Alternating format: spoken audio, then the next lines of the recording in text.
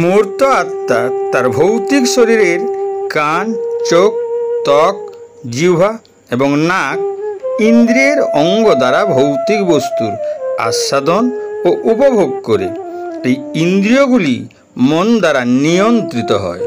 কান দিয়ে কিছু শোনার পর মনের আগ্রহ বাড়ে কিংবা কমে। চোখ দিয়ে কিছু দেখার পর ভোগ কিংবা পরিত্যাগের ইচ্ছা জাগে।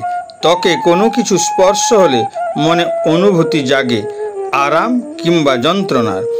জিহ্বা কোনো কিছু আস্বাদন করলে মনের ইচ্ছা জাগে গ্রহণ কিংবা বর্জনের। নাকে কোনো কিছু ঘ্রাণ হলে মনে অনুভূত হয় ভালো কিংবা মন্দের।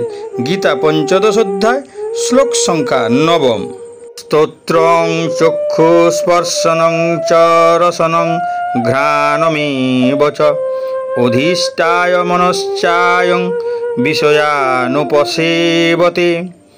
মনুষ্য ভৌতিক শরীর চক্ষু, কর্ণ, ত্বক, জিহ্বা, নাসিকা ও মনকে আশ্রয় করে ইন্দ্রিয়ের বিষয়সমূহ উপভোগ করে।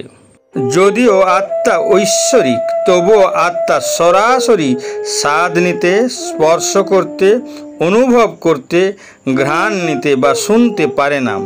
তাহলে সে কিভাবে তা গ্রহণ করে?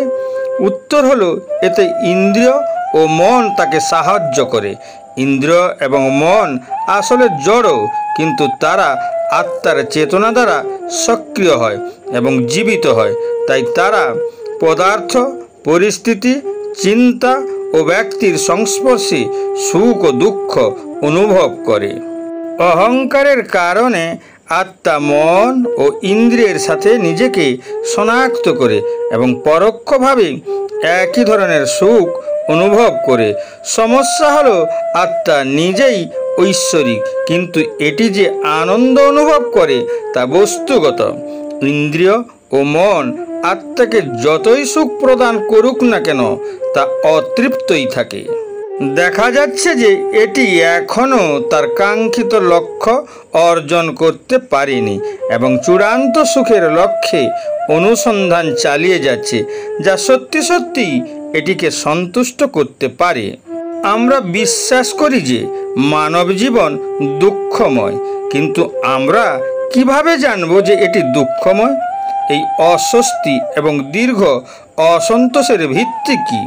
এই সার্বজনীন অভাব এবং অজ্ঞতার উদ্দেশ্য কী? আত্মা কি এককভাবে তা সমর্থন করে শুধুমাত্র একটি সীমাহীন অন্তর্দৃষ্টির দ্বারা?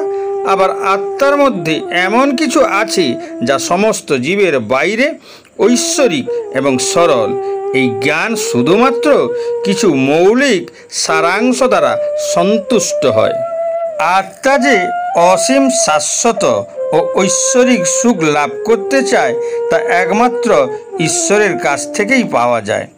এটি অনুভূত হলে তখন যে ইন্দ্রিয়গুলি মনের বন্ধনের কারণ ছিল, সেই ইন্দ্রিয়গুলি ঐশ্বরিক পথে অগ্রসরের জন্য ভক্তি ও সাধনার উপায় হিসাবে ব্যবহার করে।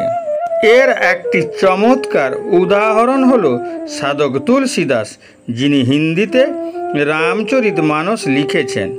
যৌবনে তিনি তাঁর স্ত্রীর প্রতি গভীর অনুরক্ত ছিলেন। একবার তাঁর স্ত্রী কয়েকদিনের জন্য তাঁর বাবার বাড়ি গিয়েছিলেন।